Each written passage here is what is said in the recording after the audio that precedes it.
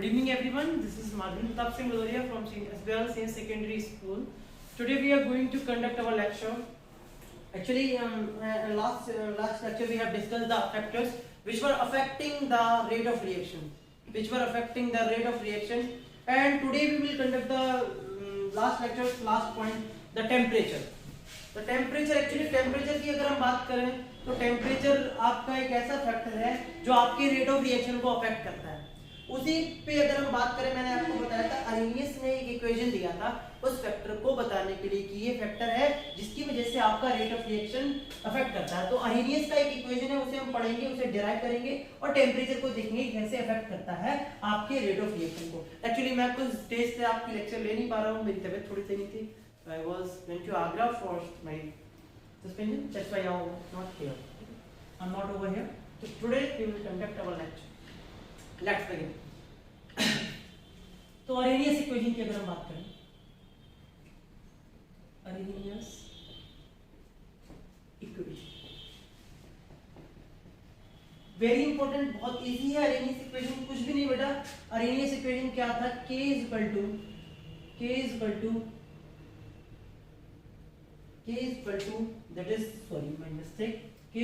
to A exponent to the power EA upon RT। अब सारे terms क्या है मैं आपको एक एक टर्म समझाता जाऊंगा। अगर मैं बात करूं आपका पहला टर्म जो है K, तो K क्या होता है? K आपका होता है रेट कांस्टेंट। क्या होता है? Rate constant. अगर मैं बात करूं दूसरे टर्म की, दैट इज A की अगर बात करते हैं तो ए आपका क्या है? Pre exponential constant. इसे क्या होते हैं? प्री, क्योंकि एक्सपोनेंट से पहले आ रहा है, ई से पहले आ रहा है, तो इसलिए इसे क्या होते हैं? प्री एक्सपोनेंशियल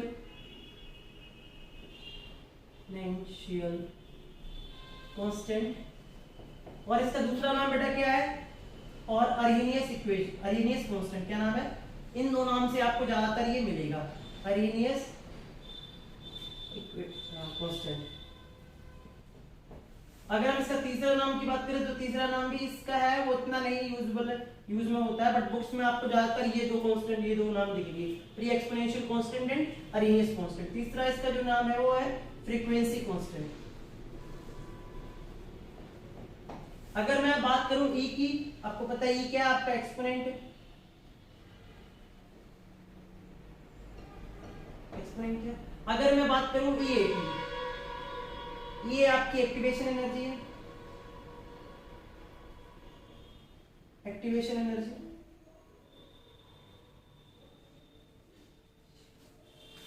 अगर मैं बात करूं आपकी आर की, तो आर आपका जो है ना वो है gas constant.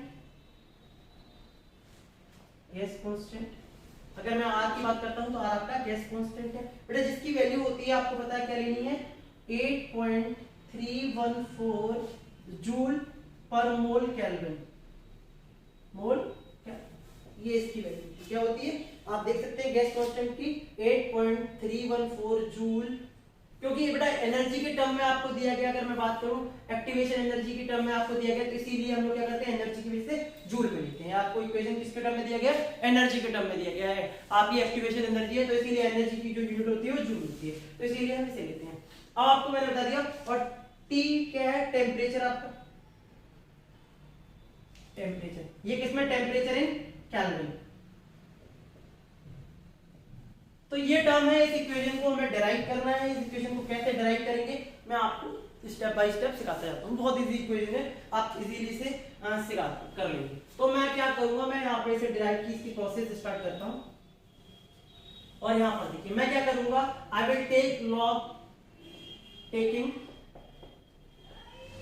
Log, natural log लूंगा, ठीक है? Taking log from both side, both side. अब आप देखेंगे बेटा, मैं इसका अगर नेचुरल लॉग लूंगा तो ये क्या हो जाएगा?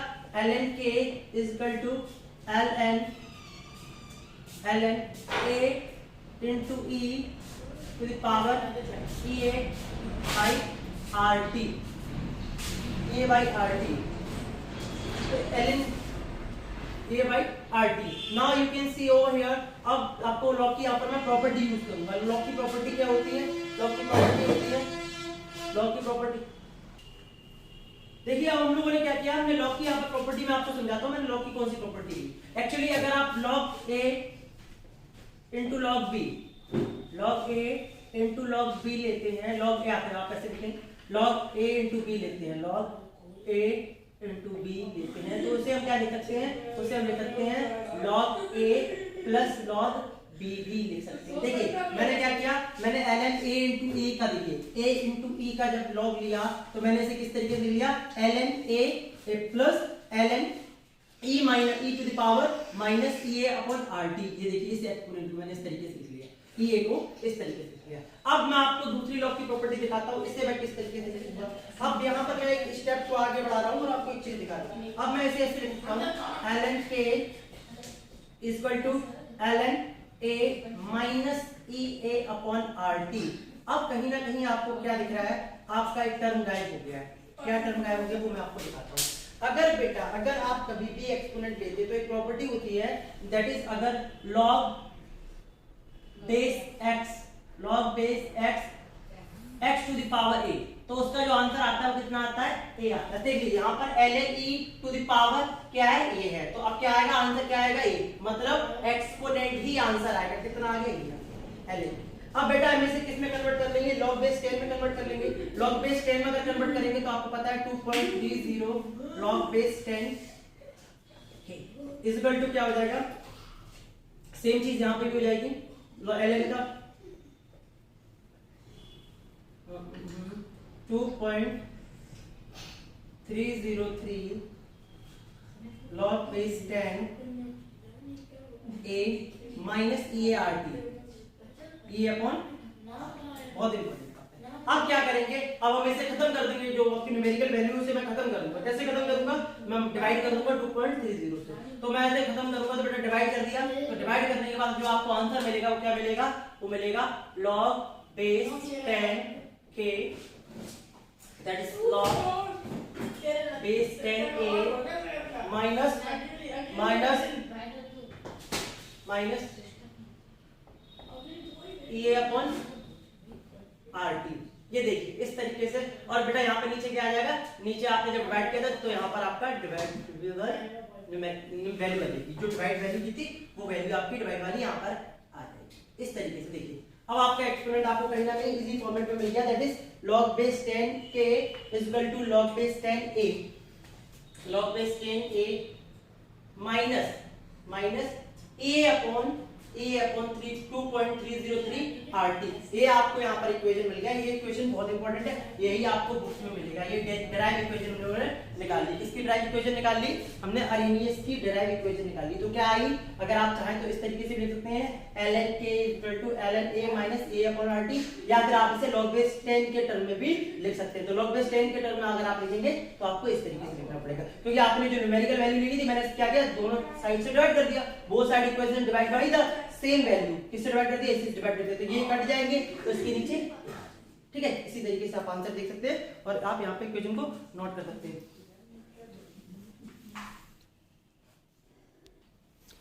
अब बेटा आपको कुछ कंडीशंस दी जाएंगी, उन कंडीशंस पे आपको इस इक्वेशन को यूज करना है। सपोज दैट आपका जो इक्वेशन आपने निकाला कितना निकल के आया, ln k is equal to ln a minus A upon R T. ये आपका इक्वेशन, आपका पहला इक्वेशन मैंने दो तरीके इक्वेशन निकला था और दूसरा log बेस 10 के कॉन्सेप्ट में निकला है, उसके बेस में निकला। अगर आपको मान लीजिए कंडीशन दे दी थी कि टेम्परेचर जब T1 था, मान लीजिए टेम्परेचर जब T1 था तब आपका रेट कांस्टेंट कितना था, K1 था। फिर आपको दूसरी कंडीशन उन्होंने दे दी कि टेम्परेचर T2 पे जो आपका रेट कांस्टेंट हुआ वो कितना हो गया, K2 हो गया। तब आप कैसे इस इक्वेशन को सॉल्व करेंगे, बहुत इंपॉर्टेंट बात। बट हाँ, द वेरी इंपॉर्टेंट थिंग कि टेम्परेचर अगर T1 छोटा है किससे, T2 से, तो एक बात याद रखिए आपका K2 से आपका K1 भी छोटा होगा, क्योंकि आपको पता है डायरेक्टली प्रोपोर्शनल, कहीं ना कहीं मतलब आप टेम्परेचर बढ़ाएंगे तो बढ़ेगा, ठीक है। अब आपका इक्वेशन यहाँ पर निकल गया। अब आपको क्या करना है, इसे पुट करना है। तो log बेस 10 के टर्म में हम इक्वेशन बना लेते हैं, दो इक्वेशन बनाते हैं। log बेस 10 K1 की वैल्यू रखेंगे और सेम चीज क्या लिखेंगे, log base 10 a minus A upon R T1। पहली कंडीशन में क्या था, जो आपके टेम्परेचर की वैल्यू थी वो कितनी थी, T1 थी, और क्या आपको रेट कांस्टेंट की वैल्यू थी वो कितनी थी। दूसरा इक्वेशन ले लेते हैं, दूसरा बनाते हैं फिर दूसरी कंडीशन को लेके। तो log 10 K2 equal to log base 10 A that is minus EA upon R T। second equation, very good, the second equation। so now you can see we are having the both equations। अब पहली condition में अगर हमने equation बनाई तो ये equation बनी, दूसरी कंडीशन को लेकर हमने जब इक्वेशन बनाई तो ये इक्वेशन बनी। अब क्या करना है, अब कॉन्सेप्ट आपके पास आता है कि आपको क्या करना है। तो सबसे पहले आप क्या करेंगे, आप सब्ट्रैक्ट कर देंगे बड़े में से छोटे को। तो बड़ा इक्वेशन कौन सा हमारा, मतलब वैल्यू बड़ी कौन सी है, सेकंड इक्वेशन बड़ा है, तो सब्ट्रैक्ट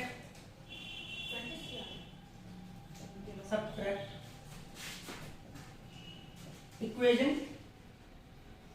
1 फ्रॉम 2, इक्वेशन 2 में से 1 को सब्ट्रैक्ट कर दीजिए। तो आपको पता है क्या आ जाएगा, अगर मैं यहाँ पे यूज करूं तो आपका ये आ जाएगा log base 10 K2 minus log base 10 K।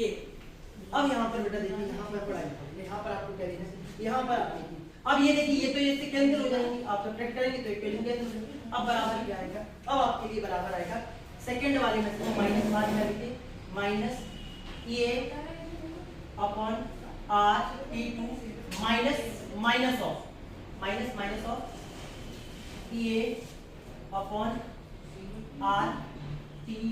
Very important, देखिए आंसर मैंने क्या किया, मैंने सेकंड इक्वेशन में से फर्स्ट को सब्ट्रैक्ट कर दिया। तो जब सब्ट्रैक्ट करेंगे तो K2 में से K1, K2 माइनस K1। अब देखिए लॉग आपका जो मतलब कांस्टेंट था, कौन सा, फ्रीक्वेंसी कांस्टेंट या आपका अरेनियस कांस्टेंट, तो ये क्या हो जाएगा, कैंसिल हो जाएगा। ये स्पेसिफिक वैल्यू ये होती है हमेशा इक्वेशन के लिए सेम रहेगी, ठीक है, एक यूनिक वैल्यू होती है, ठीक है, हर इक्वेशन के लिए यूनिक वैल्यू, ये चेंज नहीं होगी, ठीक है। तो आपका क्या हो गया, आपका log base 10 ये कैंसिल हो गया, अरेनियस इक्वेशन क्या हो गया, कैंसिल हो गया। अब आपके पास क्या आया, देखिए माइनस साइन AR2 बाहर निकल आएगा, माइनस किसे माइनस करना है, इसे माइनस करना है। तो इक्वेशन यहाँ तक हमारा कंसीडर हो गया। अब हम आगे इक्वेशन को क्या करेंगे, बढ़ाएंगे। तो देखिए बड़ा इंपॉर्टेंट है, बहुत इजी क्वेश्चन, आप इस तरीके से आगे इक्वेशन को ले जाना और आपको आगे अब इस क्वेश्चन को आगे प्रोसीड करेंगे। तो प्रोसीड करने के बाद आप देखेंगे कि हमें कुछ टर्म क्या मिल जाएंगे, कॉमन मिल जाएंगे। अब लॉग की प्रॉपर्टी यहाँ पर यूज होगी, आपको पता है। अगर मैं आपको बोलूं कि लॉग एक प्रॉपर्टी है लॉग की, क्या है, लॉग a माइनस लॉग b इक्वल टू क्या होता है, इक्वल टू होता है लॉग a अपॉन।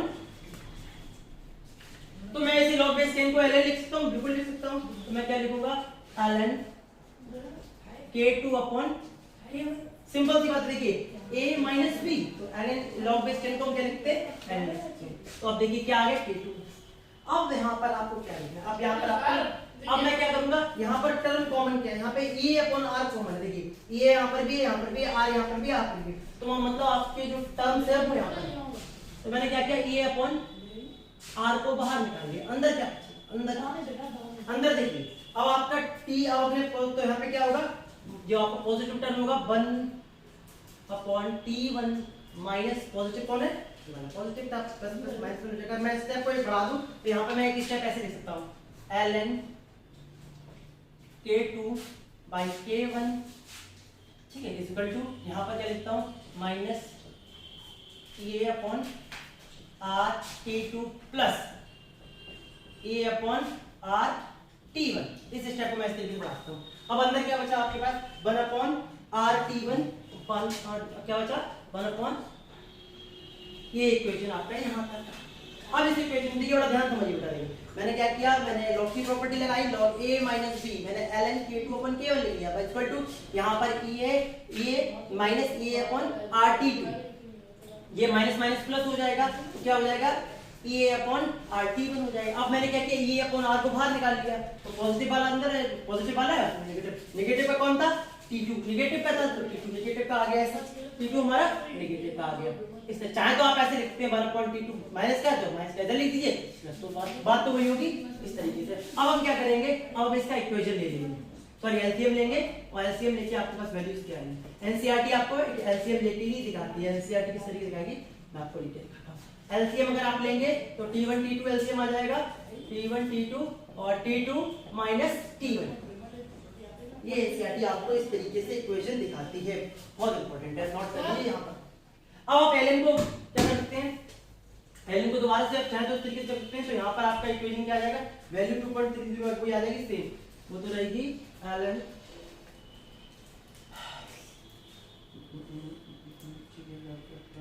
यहाँ पर आप इसे इक्वेशन को अपने डिवाइड किया, यहाँ पर 2.30, हाँ आज ठीक है, एलएन को मैंने लिख लिया था उस टर्म में, LN K2 upon K1 TA upon R TA upon R, और यहाँ पे नीचे क्या आ जाएगी, वैल्यू आपकी आ जाएगी, क्योंकि इक्वेशन की 2.303 T2 minus T1 upon T1 देखिए कहीं ना कहीं मैंने क्या किया, इसे log बेस 10 के मैं टर्मिनेट कर दिया इक्वेशन पूरा, देखिए log बेस 10, और आपको पता है ln को आप जब कन्वर्ट करेंगे तो ln को कन्वर्ट करने पे आपको क्या मिलता है